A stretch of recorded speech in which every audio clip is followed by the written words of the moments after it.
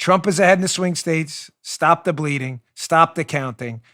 Dump votes at 4 o'clock in the morning. Everybody wakes up. Political pressures for Trump to concede. It's over, folks. It's over. He can't possibly win. No, he can.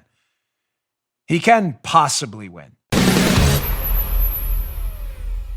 So what's worrying me right now? Why do I keep saying if Biden wins? I know I want to be optimistic, but I want to be realistic too. We do have a path. But Democrats seem to have a plan the whole time, and that plan seems to be working out beautifully, folks. The plan was this.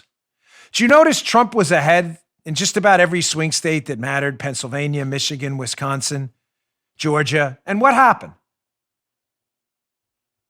It looks like they needed to stop the political momentum, because what you don't want is you don't want another Al Gore. Follow me here. Joe, if this doesn't make sense, please come in here and stop me, okay?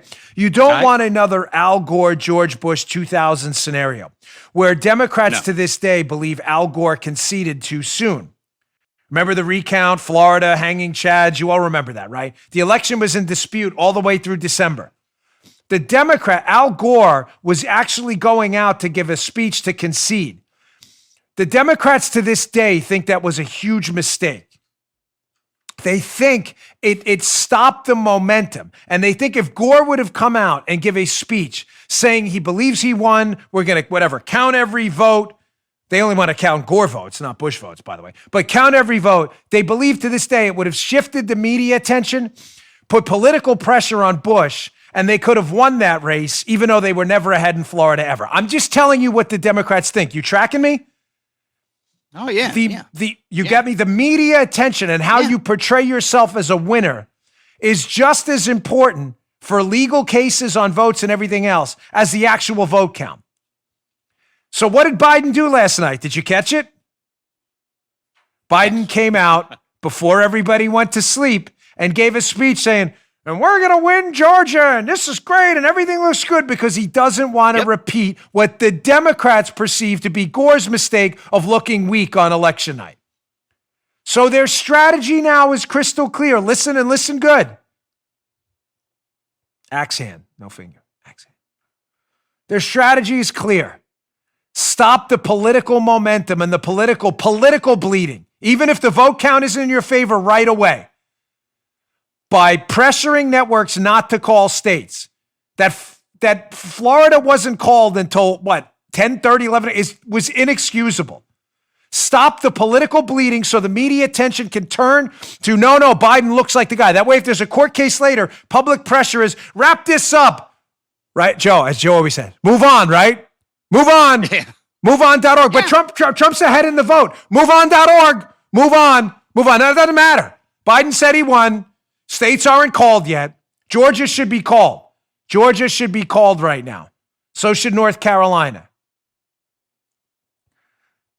Trump's ahead. Stop the bleeding. Step one. Forget the vote count. Stop counting in urban areas and around them. Stop the counting. What do you mean stop the counting? They stopped the counting? Did you miss it? Luckily, I stayed up last night. A lot of you had to go to work. I totally understand. What happened? Philadelphia, Fulton County in and around Atlanta, Detroit.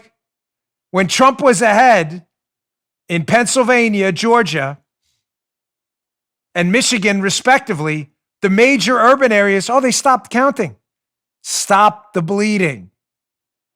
Stop Trump's political momentum now so we can make the MoveOn.org case and engage in a street fight, not a legal one. Remember the Transition Integrity Project? The plan is coming. They told us what they were going to do. Yeah. Not a legal one. Don't rely on the pundits or anyone else. Make it a street fight. Public pressure to move on. Biden won this. Yeah, but the vote count isn't in your favor. Don't worry, we'll fix that. Trump's ahead, stop the bleeding. Step two, stop counting the votes in and around the urban areas because Trump was ahead. Step three, you're figuring out now. You woke up in the morning. Many of you on the West Coast are listening to my show early at 8 o'clock, and you're like, what happened? Trump was ahead last night. Now you're here, what? Trump is behind and has no path to victory? Did you see at 4 o'clock in the morning, Eastern, and was it 3 o'clock Central Time? There was a major voting dump. In one case in Michigan, 138,000 votes for Biden, 0 for Trump. What happened with those votes? I don't know. I'd like to find out. Fair enough. We want fair elections, right? I'm not alleging anything. I'm telling you, I want to hear what happened with those votes. We went to sleep in Michigan in great shape. 4 o'clock and 5 o'clock in the morning, big voter dumps come out in Pennsylvania and Michigan. We find out all of a sudden Trump's in real trouble. Why at 4 o'clock in the morning?